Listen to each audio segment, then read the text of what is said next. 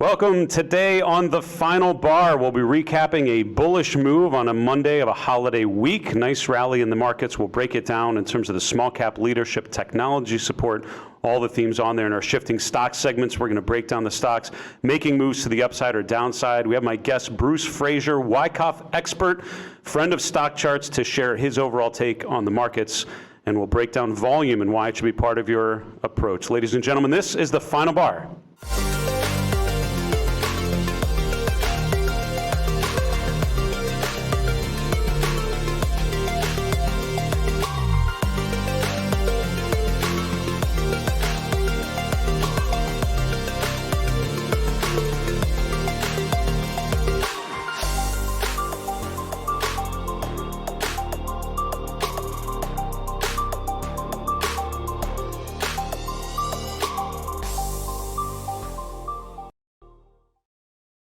Hey guys, welcome to today's edition of The Final Bar. Accept our apologies for a little bit of a late start, getting all the kinks out here at the StockCharts studio here in Redmond, Washington. I'm your host, Dave Keller, the Chief Market Strategist here at StockCharts.com. Really appreciate the opportunity to spend the afternoon with you every weekday to break down today's price action, look at the charts together, and the goal is to pay attention to the long-term trends, understand how today's action fits into the big picture. It is so easy to get caught up in the short-term fluctuations, especially on a day like today, where you have a lot of upside, a lot of stocks in the green. What does that mean relative to the long-term trends? What's the potential for stability and for long-term trajectory here? That's what we'll try to hopefully answer together. I've got a great guest today, Bruce Fraser, who's a fantastic analyst and educator, an expert in the Wyckoff method. We are so underweight point and figure charts on this show, and I'm really glad he's going to be sharing a couple examples with us today. Let's get right to the market recap, and we'll continue on from there. So, by any measure, today was a fantastic follow-through day. Last week, 2 weeks ago, we had this nice rally into the close on Friday. Last week was a little bit of a breather. No real directional move. If anything, was a little bit of a pullback. And then today, we have this nice big follow-through. Now, to be totally clear, this is kind of what you'd expect on a holiday week. Volumes tend to be light. Everyone tends to be in a pretty good mood. Anecdotally, they'd always talk about the junior traders being in control of the books and all excited to push the market higher a couple clicks. But overall, in general, holiday week tends to be pretty positive relative to negative. So not super surprising there, but a lot of rumors obviously driving this price higher. So the question always is, what happened today and what does that mean to the long-term trend? So let's start with the chart of the S&P. We'll look at some sectors and then we'll get into some of the other markets, other stocks and industries to pay attention to. So in this case, we've once again gone to new highs. We always talk on the show the importance of support and resistance. So, looking at where we're at, the final bar, this current bar, looking to the left and see where we're at relative to highs and lows, right? So today, the follow-through, the breakthrough from the high last week, certainly important. Whether we get sort of a follow-through day tomorrow, whether we confirm that up move is pretty important. But by any measure for the last 6 weeks, we have undeniably been in a tactical bullish market, right? An uptrend of higher highs and higher lows. And until two things happen, we confirm a lower low, and then we confirm a lower high in some combination, then the trend remains positive. That is, by definition, that is not an opinion, that is a fact. So until, based on the short-term movement, we've now once again broke to new swing highs. Until we break below this most recent swing low around 30.90 on the S&P, the market is in an uptrend until we would establish a higher low that would continue this pattern. So in some ways, this sort of market is super easy because it's all about tracking this trajectory. You're in trend following mode, and as long as we see higher highs, higher lows, we're in a pretty good place. The question, though, is what do you do position-wise around that? And that's where it gets a little more difficult. Depends a lot, obviously, on your personal structure, your portfolio, your approach. So I don't want to tell you what to do by any means, just to give you some different ways to nudge your thinking. So, on the red flag list is this potential bearish divergence. So the real leading indicator, in my opinion, of an extended market is when you get higher highs in the price and you get lower highs in the RSI. That's not quite happened yet because the RSI is still appreciating. This could go up to 80 or 90. I mean, it could, probably unlikely, but it could. So we want to wait and see when we establish a lower high or the next high in the RSI. If you move visually back to July, you'll see what that divergence looks like, where you had the high in the middle of July, You had a higher high the last week in July, but look at the RSI, which slopes downward. So you have a bearish divergence of higher highs in price, lower highs in RSI. So if something like that would emerge here, that might be a leading indicator of sorts that things are starting to get a little squirrely. The real signal, though, after the divergence is the follow through. So in this case, the break below the swing low is what told you that July into August was going to get a little choppy to negative, and that's sort of what we saw. So again, nothing like that has happened yet. It's all about tracking this trend and seeing where the price goes relative to the RSI. And the key, the most important thing, are the highs and lows. So as long at this point in this week into next week, as long as we stay above 30.90, the trend is still positive based on that traditional definition.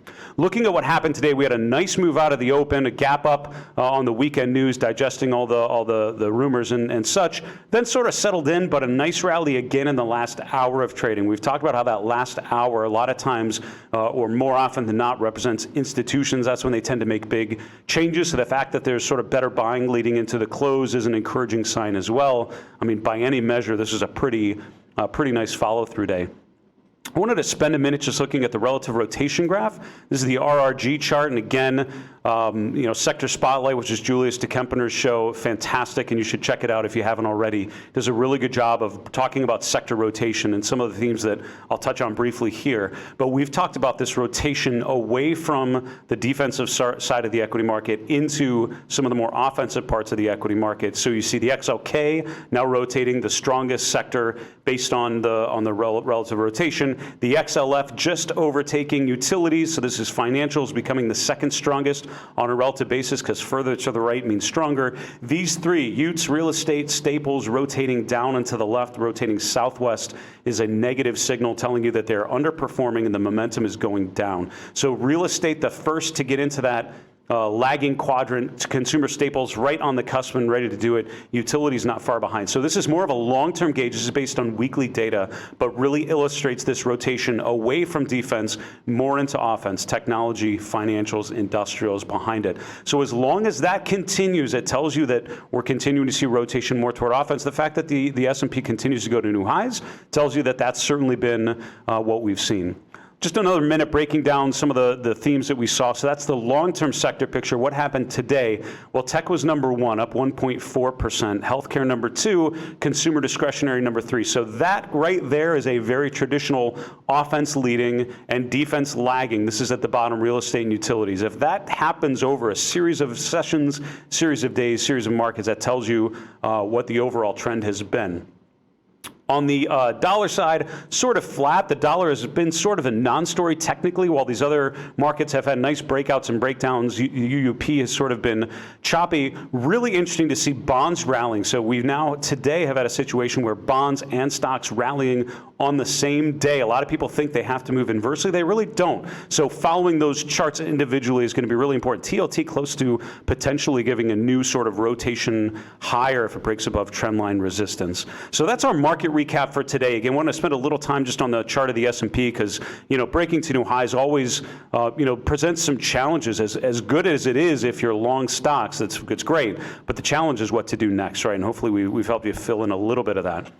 In our next segment here, we want to talk about shifting stocks. This is one of my favorite segments because it allows us to get a little deeper into equity movements and what we're seeing. I think one of the real benefits, one of the real strengths of stock charts is that you can look across ETFs, across stocks, industries, and really break down a lot of themes using the charts, using the scooter rankings, all the things that we've talked about on the show and my other hosts have talked about on their shows as well. So it's a really good, fantastic tool for breaking down those movements in different equities and relating them to one another, which is what's most important. A lot of times we get sort of the blinders on, we're looking at individual charts, forgetting to take a look at the big picture.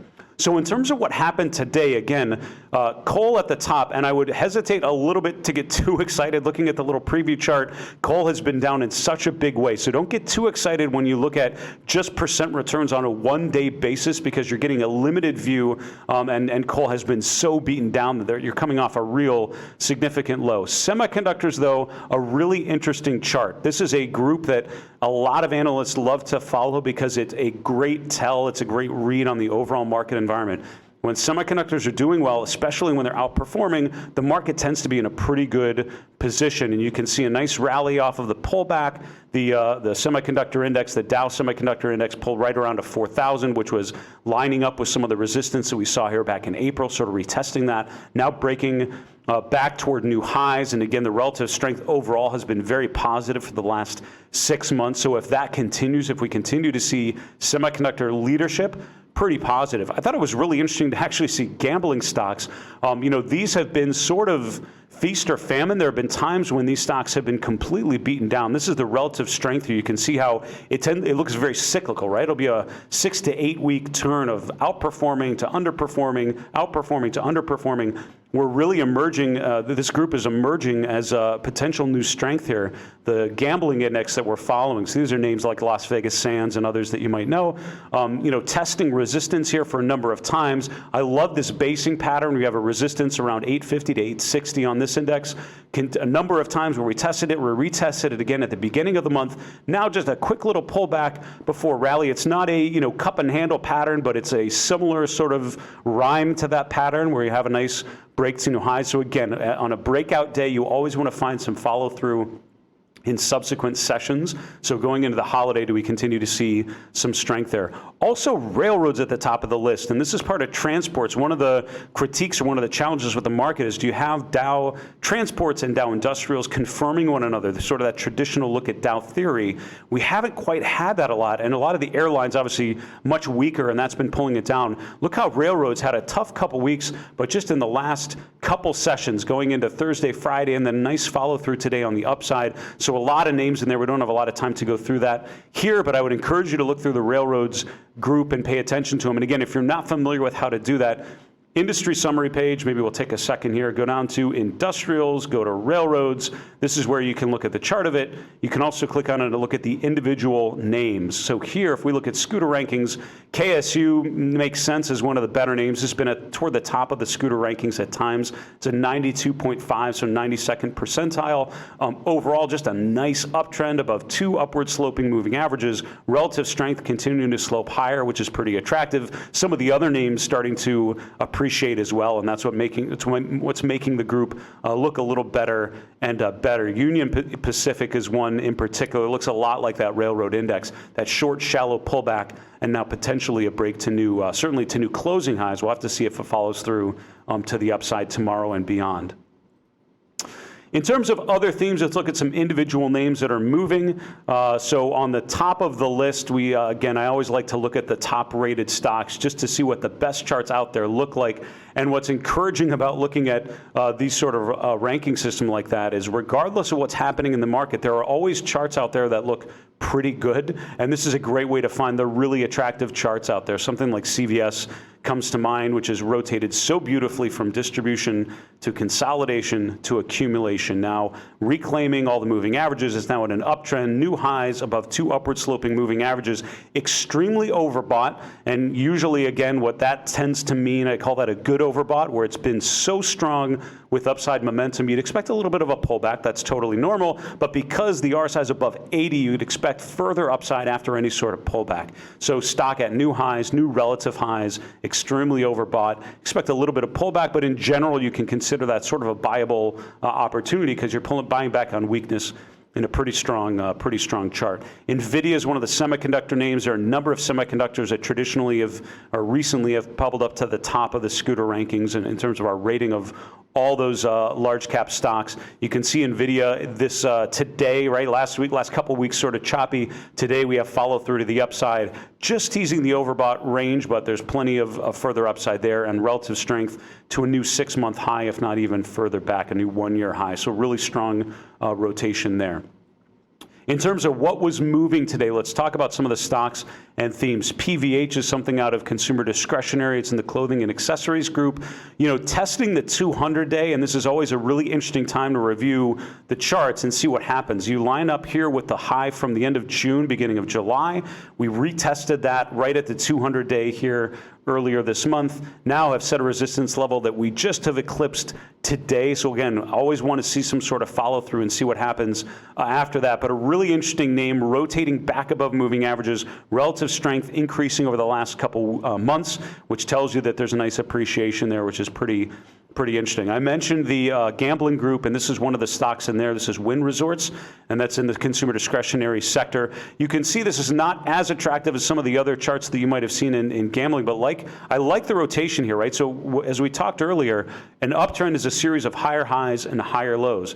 A downtrend, lower lows and lower highs. What's interesting about Wynn is you established a support level just above 100, around 102, 102.50. We tested that a number of times. Every time the stock has come back down there, it's successfully broken back higher. Reclaimed or went back above resistance from September. Also, that made a new swing high back above the 200-day, pulled back a bit to the 50-day, but now once again rotating higher. So again, all else being equal, look at the pattern of higher highs, higher lows. The stock in the short term is in an uptrend, so you have to recognize that. The relative strength just starting to turn higher a little bit. So if it would break to new relative highs above the November peak there, that might line up with a test of 127.50. Could be a really interesting entry point, suggesting a break to new further highs. Has not happened yet. LVS is Las Vegas Sands. That's in that same gambling group. So you can see that the rotation higher as well. So as you can see in the movers, it lines up pretty well with the industries that we broke down there. And again, looking at the relative movements, especially looking at the relative strength on some of those names, can be really helpful. We don't have time to go through a lot of the stocks that are down, but I would encourage you to review some of these, especially when the market is at new highs. Looking at stocks that are not confirming that can be really interesting. Comcast comes to mind as a perfect example. At a time when so many stocks are at or near new highs, breaking to new swing highs, this is actually breaking to new swing lows, establishing a lower low. Now all eyes on the 200-day moving average to see if it finds support. So make sure, if you have time, to look through some of the other names on the up and down movers. There are a lot of interesting themes and potential breakouts and breakdowns to check out.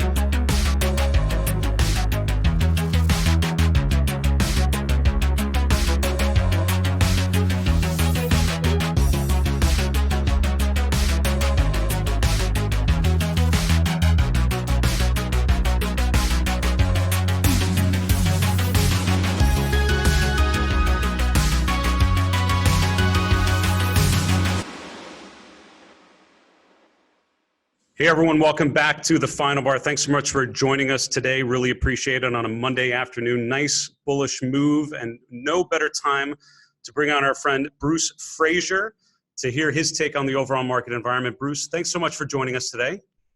David, so great to be here on the Final Bar. Looking forward to it.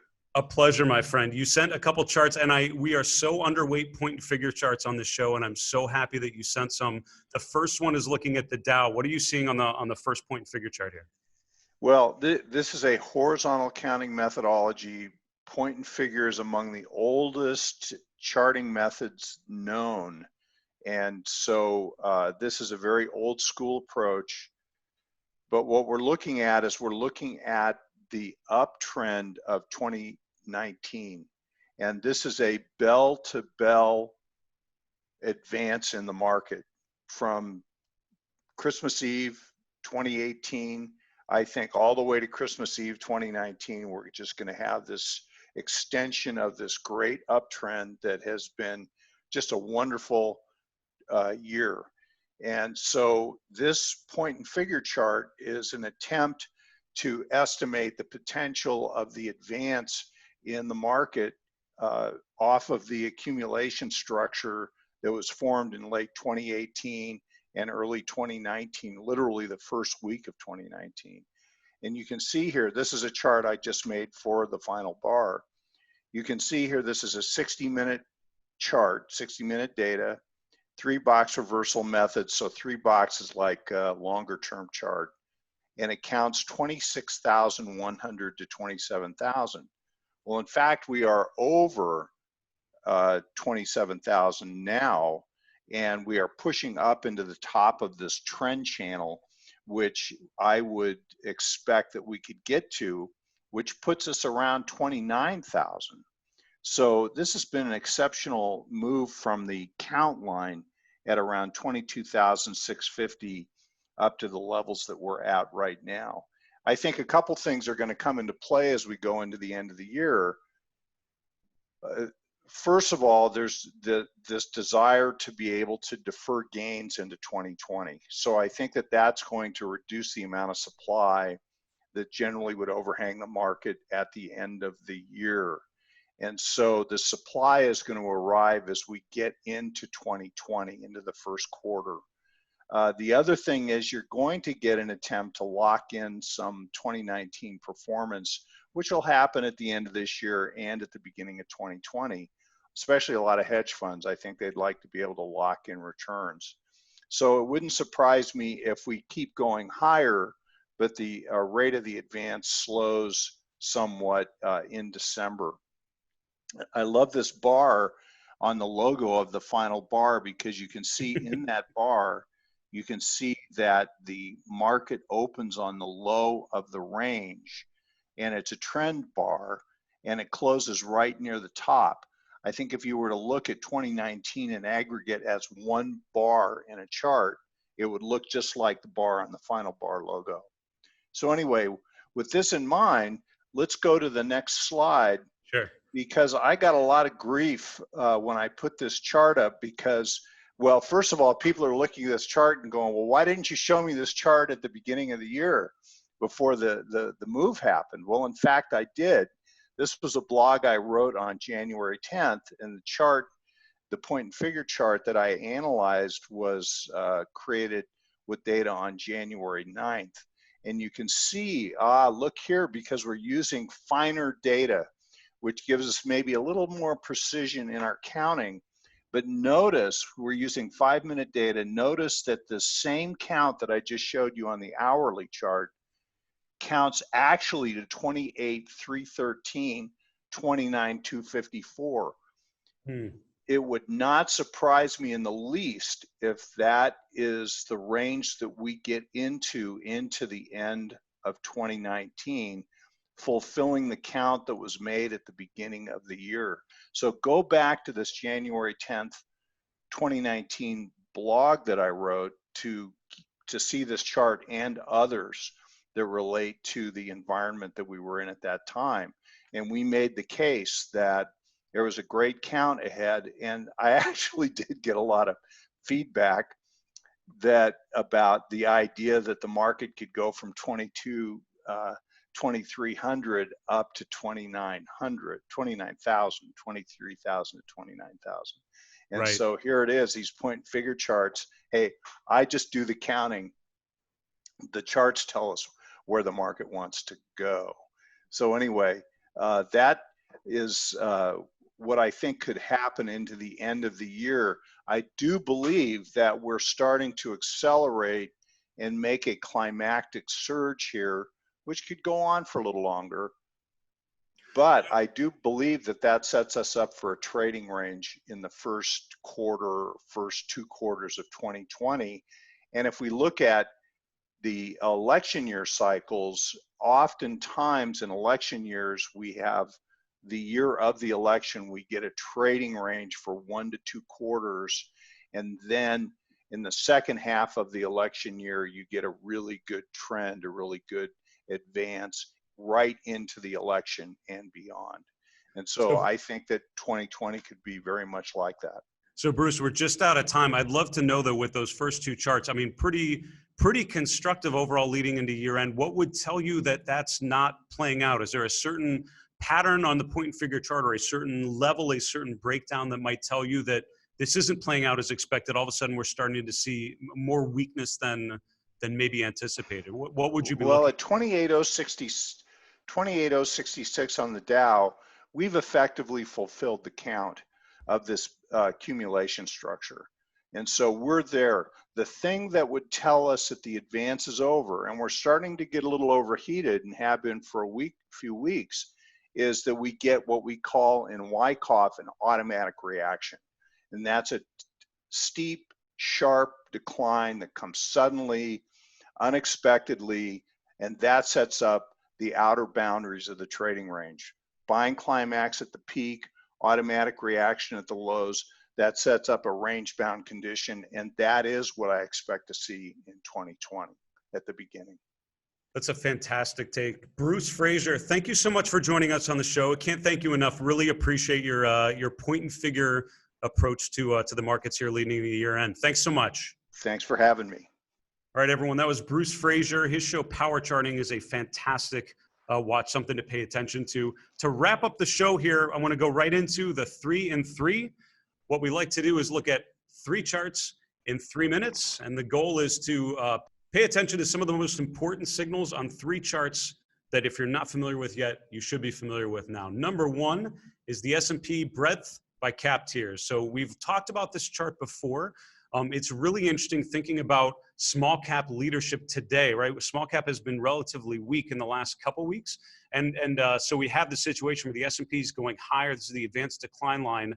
Mid caps flattening out, small caps going down. All of a sudden, small cap index today really pushing higher. So it'll be interesting to see how much this starts to rotate back up. But one of the areas of concern is the fact that we have this divergence. Higher highs in the S&P advanced decline, lower highs in the small cap advanced decline. Does that continue going through in subsequent weeks? What does that tell us about the underlying breadth and potential small cap weakness? Chart number 2 for the 3 and 3 is the S&P relative to the stocks above the 200-day and stocks above their 50-day moving average. What's the breadth related to the 50 and 200-day moving averages?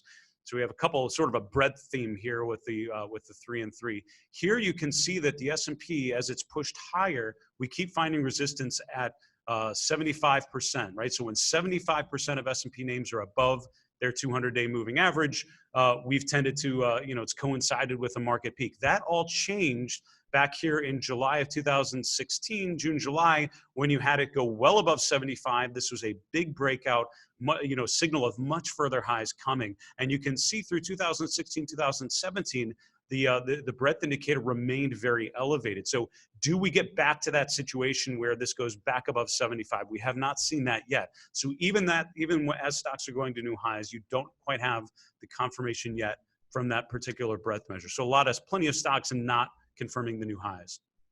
The last one is in particular the new highs and new lows on the S&P 500. And again, one of the challenges, one of the things that I would love to see resolved to the upside is as the market has gone higher, this indicator has sloped downward. So less and less stocks making new 52-week highs as the market has remained going to further highs to the upside. So that disagreement of the stock exchange, the stock market going higher, but less and less stocks going to new highs, I think is really, really compelling. So, whether or not that resolves to the upside or not, I think is an important theme to pay attention to. That is our show for today, November 25th. I want to thank you all so much for joining us here on The Final Bar. You can see us at any time on YouTube. Also, get us your questions, your feedback, The Final Bar at StockCharts.com. For StockCharts in Redmond, Washington, I'm Dave Keller. Have a great night.